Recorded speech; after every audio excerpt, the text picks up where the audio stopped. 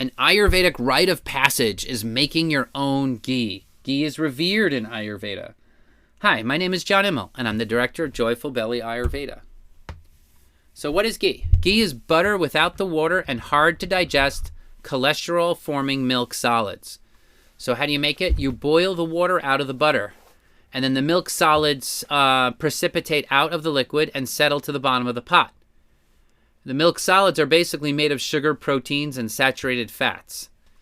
So you're getting rid of all that when you make ghee.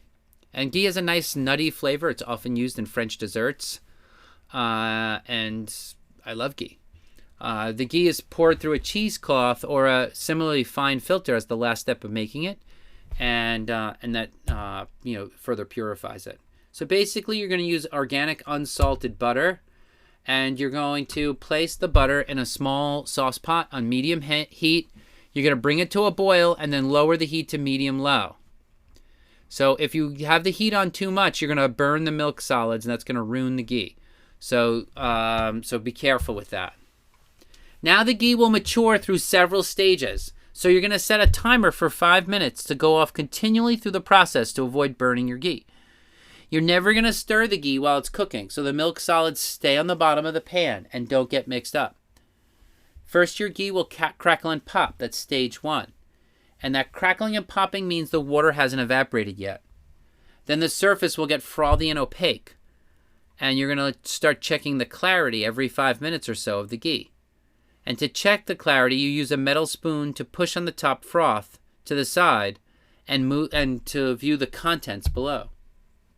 The ghee will be cloudy at first, but then the foam changes and the ghee becomes clear.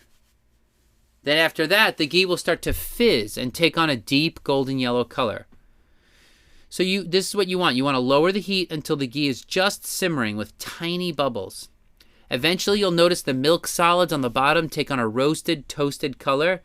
And that's how you know the temperature in the pot has gone above 212 degrees. You know, as long as there's water in the ghee, the temperature will not go above 212 because that would force the water out as steam.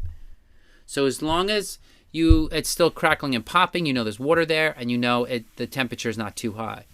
But as soon as it goes above 212, those milk solids will take on that roasted look, and you'll see the tiny, tiny bubbles at that point. And that means all the water is boiled out and the temperature has risen significantly above 212 and your ghee is done. So turn off the heat and strain.